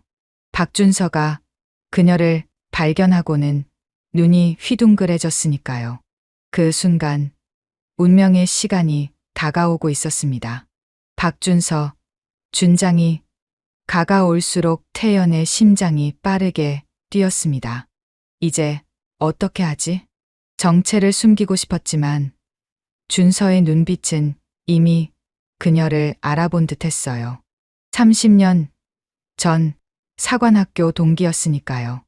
이게 누구? 준서가 말을 시작하려는 순간 태연이 재빨리 손가락을 입술에 가져갔습니다. 제발 말하지 마. 눈빛으로 간절히 부탁했어요. 준서는 잠시 멈칫했습니다. 그리고 상황을 파악한 듯 고개를 끄덕였죠. 민간인이 왜 여기 있습니까? 일부러 모르는 척 물었어요. 저는 강지우 중사의 이모입니다. 사고가 나서 태연이 조심스럽게 대답했습니다. 아, 그렇군요. 수고하셨습니다. 이제 나가 주시죠. 준서가 병사들에게 지시했어요. 민간인을 정문까지 안내해 드려라. 잠시만요. 정태영이 나섰습니다. 여단장님, 이 여자가 훈련을 방해하고 있었습니다. 그리고 마음대로 지휘까지. 지휘? 준서의 눈빛이 날카로워졌어요. 네. 방금 구조 작업을 이 여자가. 구조는 성공했습니까? 그야. 네. 했습니다만. 그럼 됐네요. 오히려 감사해야 하는 거 아닙니까? 준서의 차가운 목소리에 정태영이 입을 다물었습니다. 태연은 안도의 한숨을 쉬었어요. 하지만 그때였습니다. 훈련 재개합니다. 다음은 강지우 중사. 최민석이 큰 소리로 외쳤어요. 태연의 얼굴이 굳어졌습니다. 아직 끝나지 않았구나. 잠깐 장비 점검은 했습니까? 준서가 물었어요. 물론입니다. 아무 이상 없습니다. 최민석이 자신 있게 대답했죠. 하지만 태연은 알고 있었습니다. 지우가 쓸 새 로프도 조작되어 있다는 걸요. 여단장님, 태연이 나직이 불렀습니다. 뭔가 더 하실 말씀이? 혹시 제가 훈련을 참관할 수 있을까요? 조카가 걱정되어서요. 준서는 태연의 눈빛을 읽었습니다. 뭔가 심상치 않다는 걸 느꼈죠. 특별히 허락하죠. 단, 절대 개입하지 마십시오. 감사합니다. 최민석과 정태영의 얼굴이 일그러졌어요. 계획에 차질이 생긴 거죠. 훈련이 재개되었습니다. 지우가 장비를 착용하고 절벽 앞에 섰어요. 늠름한 모습이었죠. 태연의 가슴이 뭉클했습니다. 저 아이가 이렇게 컸구나. 12살 부모님 장례식장에서 울지도 못하던 아이. 이모, 나 혼자서도 잘 살 수 있어요 라고 말하던 그 작은 아이가 이제는 특전사 중사가 되었어요. 준비 완료했습니다. 지우의 우렁찬 목소리가 울렸습니다. 시작. 최민석의 신호와 함께 지우가 절벽을 내려가기 시작했어요. 태연의 눈은 로프에 고정되었습니다. 언제 끊어질지 모르는 시한폭탄 같았죠. 10m, 20m, 30m 순조롭게 하강하던 그때였습니다. 지우의 신음 소리와 함께 로프가 흔들렸어요. 시작됐구나. 태연의 온몸에 긴장이 흘렀습니다. 로프가 조금씩 풀어지기 시작했어요. 육안으로는 잘 보이지 않을 정도로 천천히, 하지만 확실하게. 뭔가 이상한데 옆에 있던 병사가 중얼거렸습니다. 강지우 중사, 상태 보고하라. 훈련 감독관이 무전으로 물었어요. 이상 있습니다. 로프가 지우의 다급한 목소리가 들렸습니다. 바로 그 순간이었어요. 찢어지는 소리와 함께 로프가 끊어졌습니다. 으아악. 비명과 함께 지우가 추락하기 시작했어요. 40m 높이. 그대로 떨어지면 죽음이었죠. 안 돼.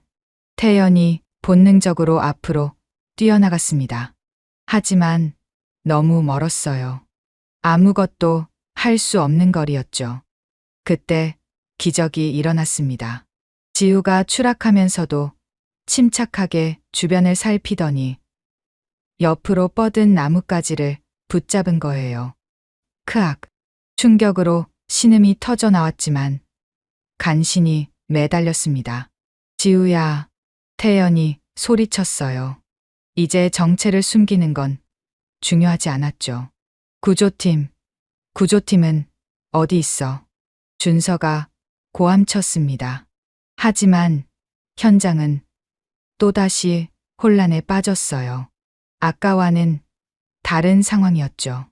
지우가 매달린 곳은 절벽 중간의 돌출부, 위에서도 아래서도 접근하기 어려운 위치였습니다.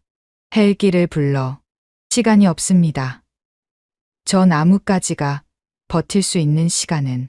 병사들이 우왕좌왕했어요. 태연은 주변을 빠르게 살폈습니다. 그리고 결심했죠. 내가 가겠습니다.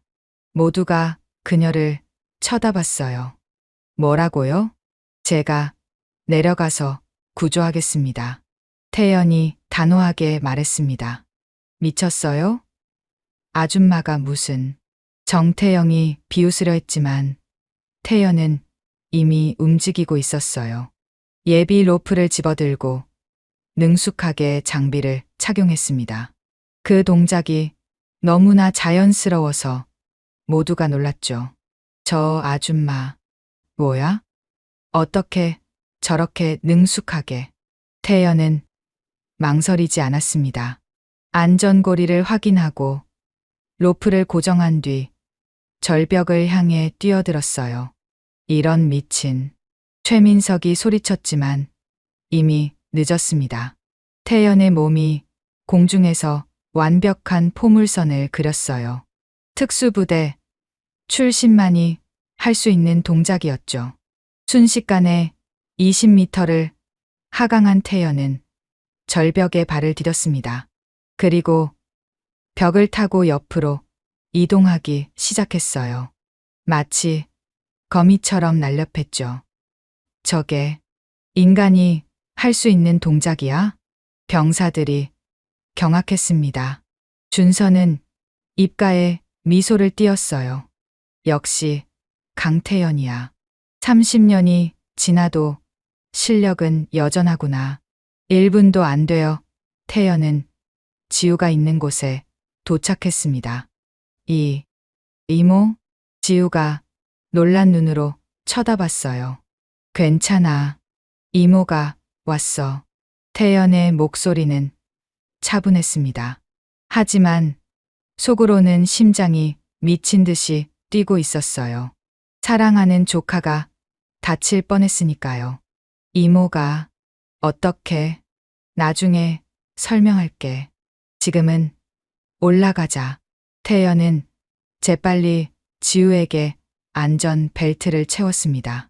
그리고 무전기를 들었어요. 위로 끌어올려 주세요. 천천히, 하지만 확실하게, 명확한 지시였습니다. 로프가 천천히 올라가기 시작했어요. 태연은 지우를 안전하게 보호하며 함께 올라갔죠. 절벽을 오르는 내내 지우는 이모를 쳐다봤습니다. 낯설었어요. 평소에 다정한 이모가 아니었죠. 냉철하고 강인한 군인의 모습이었습니다.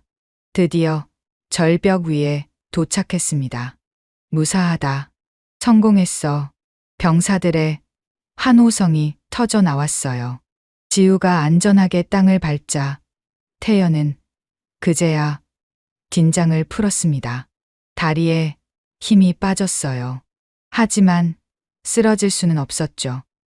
당신, 대체 누구요? 현장 지휘관이 떨리는 목소리로 물었습니다. 모든 시선이 태연에게 쏠렸어요. 평범한 아줌마가 보여준 실력은 특수부대 최정예도 하기 힘든 수준이었으니까요. 태연은 대답하지 않고 최민석을 바라봤습니다. 그는 얼굴이 하얗게 질려 있었어요. 계획이 완전히 실패한 거죠. 최민석 상사. 태연이 차가운 목소리로 불렀습니다. 예. 이 로프, 당신이 준비한 거죠? 직설적인 질문에 최민석이 당황했어요. 그게 무슨 2번 연속 같은 사고. 우연이라고 하기엔 너무 이상하지 않나요? 태연의 눈빛이 매서워졌습니다. 주변이 술렁거리기 시작했어요. 설마 2번 다 로프 사고라니. 병사들이 수근거렸죠. 준서가 앞으로 나섰습니다. 모든 훈련 중단, 전원 집합. 우렁찬 목소리에 병사들이 신속하게 모였어요. 그리고 준서는 태연을 바라봤습니다. 이제 더 이상 숨길 수 없다는 걸 둘 다 알고 있었죠. 제가 소개하겠습니다. 준서가 입을 열었어요. 순간 태연의 가슴이 두근거렸습니다. 이제 모든 게 밝혀질 시간이었으니까요. 준서가 입을 열었습니다. 전 장병에게 알린다. 우렁찬 목소리가 훈련장에 울려 퍼졌어요. 모든 병사들이 차렷 자세를 취했죠. 이분은 잠시 멈췄다가 준서가 경례를 올렸습니다. 육군 제3군단 부군단장 강태연 소장님이시다. 순간 훈련장이 얼어붙었습니다. 정적. 아무도 움직이지 않았어요. 숨소리조차 들리지 않았죠. 그리고 다음 순간 우르르 경례 소리가 터져 나왔습니다. 충성. 수백 명의 목소리가 하나가 되어 울렸어요. 태연은 천천히 고개를 들었습니다. 낡은 등산복을 입고 있었지만 그녀의 눈빛은 장군의 위엄을 담고 있었죠. 편히 쉬어. 조용하지만 힘있는 목소리였습니다. 최민석과 정태영의 다리가 후들거렸어요. 얼굴은 이미 시체처럼 창백했죠. 끝났어. 모든 게 끝났어. 최민석의 머릿속이 하얗게 변했습니다. 지우는 멍하니 서 있었어요. 평범한 이모인 줄만 알았던 그 사람이 육군 소장이라니. 이 이모가 소장님? 믿을 수 없다는 표정이었죠. 태연이 지우를 바라봤습니다. 눈빛에 미안함이 담겨 있었어요. 미안해. 지우야. 숨겨서. 왜 말 안 했어요? 지우의 목소리가 떨렸습니다. 내가 스스로 일어서길 바랐어. 이모의 그늘이 아닌 내 실력으로. 태연의 목소리에 애정이 묻어났어요. 하지만 곧 표정이 차갑게 변했습니다. 시선이 최민석과 정태영에게 향했죠. 박준서, 준장. 예, 소장님. 즉시 헌병대를 호출하고 이 부대 전체를 봉쇄하십시오. 알겠습니다. 준서가 무전기를 들었어요. 그리고 태연이 휴대폰을 꺼냈습니다. 군단장님께 직접 보고하겠습니다. 번호를 누르는 손가락이 단호했어요. 예, 군단장님. 강태연입니다. 잠시 후 김성우 군단장의 목소리가 들렸죠. 제7공수특전여단에서 대규모 비리를 발견했습니다. 즉각 특별감찰팀 투입을 요청합니다. 간단 명료한 보고였어요. 전화를 끄는 태연이 다시 최민석을 바라봤습니다. 최민석 상사, 정태영 중사. 앞으로 나오시죠. 두 사람이 비틀거리며 앞으로 나왔어요. 다리에 힘이 없었죠. 아까 그 봉투 아직 가지고 있나요? 최민석의 손이 덜덜 떨렸습니다. 그게 훈련 장비를 고의로 손상시킨 것도 당신들이죠? 태연의 목소리는 얼음처럼 차가웠어요. 그때 한 병사가 용기를 내어 앞으로 나왔습니다. 보고 드립니다. 저도 돈을 냈습니다. 순간 댐이 터진 듯 증언이 쏟아졌어요. 저도요. 300만 원 냈는데 진급 심사에서 떨어졌습니다. 최민석 상사가 돈을 안 내면 절대 진급 못한다고. 정태영 중사는 심사 점수를 조작했어요. 하나둘 나오던 증언이 수십 명으로 늘어났습니다. 태연의 눈가가 붉어졌어요. 분노 때문이었죠. 이렇게 많은 젊은이들이 피해를 봤다니. 얼마나 오래됐습니까? 한 부사관이 대답했어요. 최소 3년은 넘었습니다. 처음엔 작은 돈이었는데 점점 커졌어요. 강지우 중사는 끝까지 거부했습니다. 그래서 또 다른 병사가 말을 이었죠. 그래서 표적이 된 거예요. 실력으로만 승부하려는 놈은 눈의 가시였으니까요. 태연의 주먹이 꽉 쥐어졌습니다. 내 조카가 얼마나 힘들었을까. 가슴이 미어졌어요. 바로 그때 헌병대 차량이 도착했습니다. 무장한 헌병들이 뛰어내렸어요. 최민석 상사, 정태영 중사, 군형법 위반 혐의로 체포합니다. 헌병대장이 영장을 제시했죠. 그 외 연루자들도 모두 연행하십시오. 태연의 지시에 헌병들이 움직였습니다. 최민석이 끌려가며 소리쳤어요. 이게 다가 아니에요. 더 큰 놈들이 있다고. 그래요? 그럼 조사해서 다 말하시죠. 태연이 차갑게 대답했습니다. 20명이 넘는 부사관들이 연행되었어요.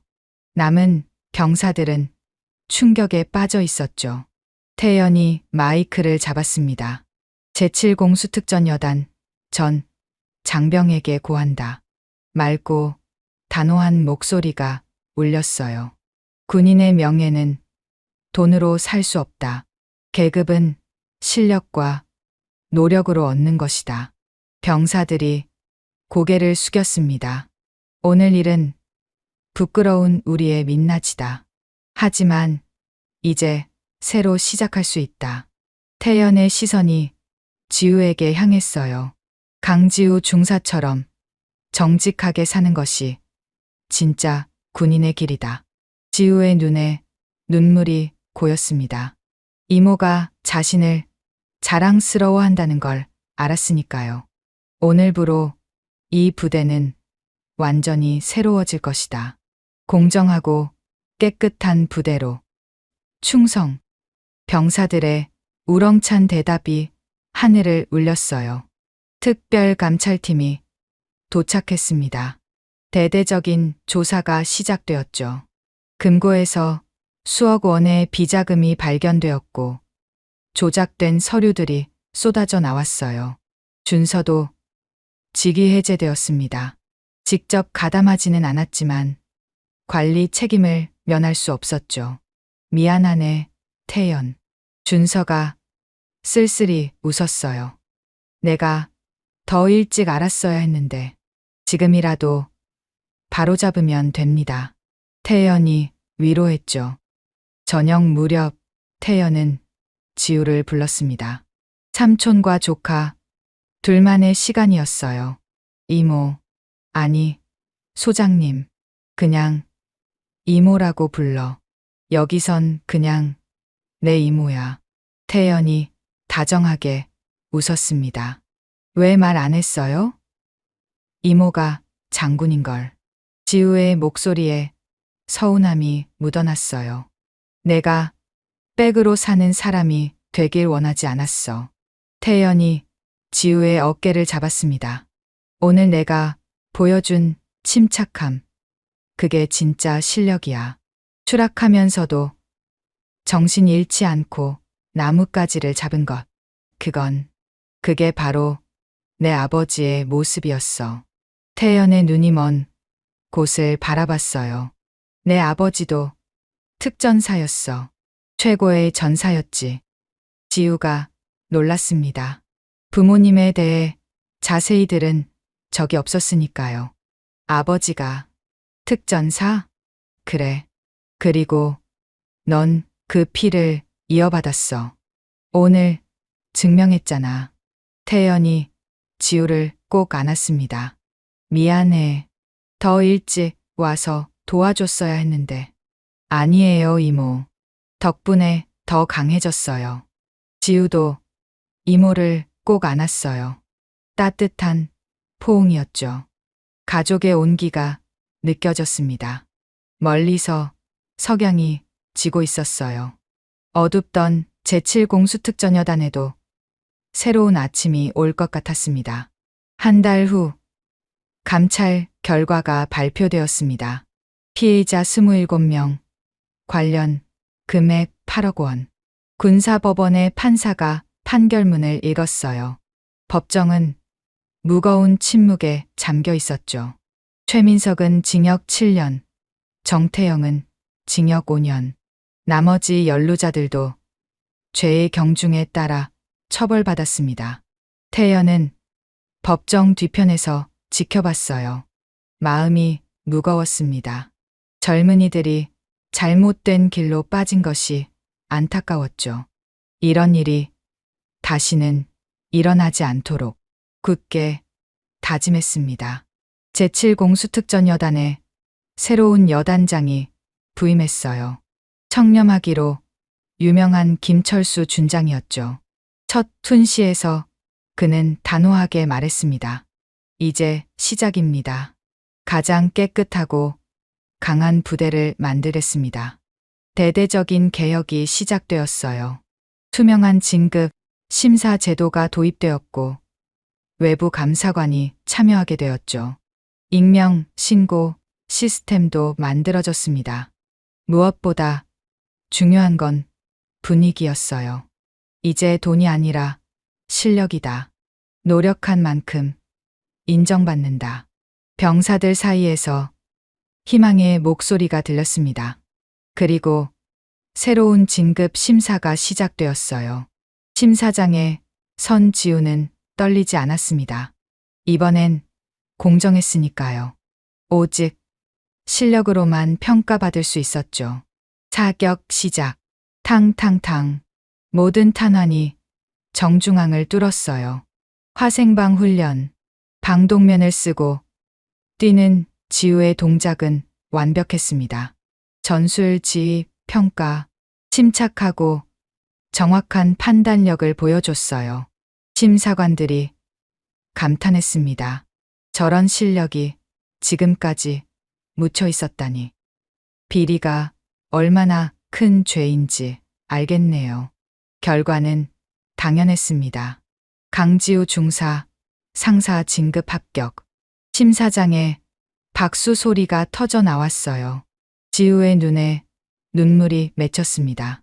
정직하게 노력한 것이 드디어 인정받은 거죠. 일주일 후 특별한 행사가 열렸습니다. 강태연 소장의 특별 강연이었어요. 대강당은 꽉 찼죠. 모두가 그녀의 이야기를 듣고 싶어 했습니다. 태연이 단상에 올랐어요.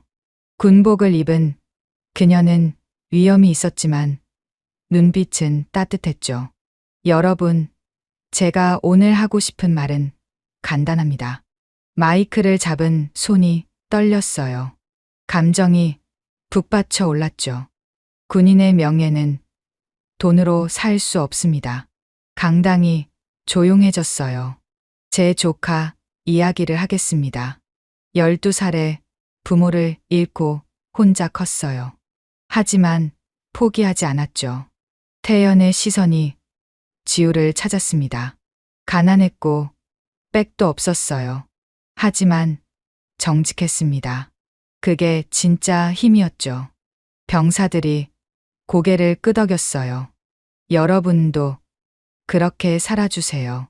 당장은 힘들어도 결국 정직이 승리합니다. 강연이 끝나고 우레와 같은 박수가 쏟아졌어요. 많은 병사들이 눈물을 흘렸죠. 희망을 봤으니까요. 6개월 후 제37기 특전부사관 최우수 교관 선발 결과를 발표합니다. 육군 참모총장이 직접 참석한 자리였어요. 강지우 상사. 이름이 호명되자 환호성이 터졌습니다. 지우가 단상으로 올라갔어요. 꼿꼿한 자세, 자신감 있는 표정. 6개월 전과는 완전히 달랐죠. 축하합니다. 당신이 바로 우리 군의 미래입니다. 참모 총장이 악수를 청했어요. 객석에서 태연이 미소 지으며 박수를 쳤습니다. 잘했어, 지우야. 가슴이 뭉클했어요. 시상식이 끝나고 지우가 태연에게 다가왔습니다. 이모, 봤어요?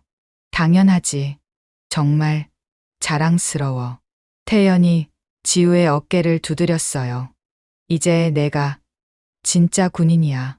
아니, 진짜 선생님이 됐네. 이모, 덕분이에요. 이모가 보여준 정직함 덕분에. 아니야. 태연이 고개를 저었어요. 내가 포기하지 않았기 때문이야. 돈과 유혹에 굴복하지 않았잖아. 둘은 나란히 걸었습니다. 석양이 아름다웠어요. 이모, 제7공수특전 여단이 완전히 달라졌대요. 지우가 자랑스럽게 말했죠. 최근 평가에서 전군 최우수 부대로 선정됐어요. 가장 깨끗한 부대라는 별명도 생겼고요. 그래? 정말 다행이네. 태연의 마음이 따뜻해졌습니다. 아픔을 딛고 일어선 부대. 이제는 다른 부대의 모범이 되었어요. 이모. 응? 앞으로도 계속 정직하게 살게요. 이모처럼. 지우의 다짐에 태연이 웃었습니다. 그래. 그게 내 아버지와 어머니가 바라던 거야. 바람이 불었어요. 따뜻한 봄바람이었죠. 제7공수특전 여단 정문에는 새로운 표어가 걸려 있었습니다. 정직한 땀만이 명예를 만든다. 그 아래를 수많은 젊은이들이 힘차게 걸어가고 있었어요. 희망찬 발걸음이었습니다. 태연은 그들을 바라보며 생각했어요. 이제 시작이야. 더 깨끗하고 강한 군대를 위한. 그리고 조용히 차에 올랐습니다. 또 다른 곳에서 그녀를 기다리는 임무가 있었으니까요. 하지만 오늘만큼은 행복했어요. 사랑하는 조카가 당당히 제 길을 가고 있었고 썩었던 부대가 새롭게 태어났으니까요. 차창 밖으로 제7공수특전 여단이 멀어져 갔습니다. 하지만 그곳에 뿌린 정직의 씨앗은 영원히 남을 것 같았어요. 봄은 그렇게 왔습니다. 희망과 함께 재밌으셨나요? 즐거우셨다면 구독과 좋아요 부탁드립니다. 오늘 하루 행복하실 겁니다. 다음에 더 좋은 사연으로 찾아뵙겠습니다.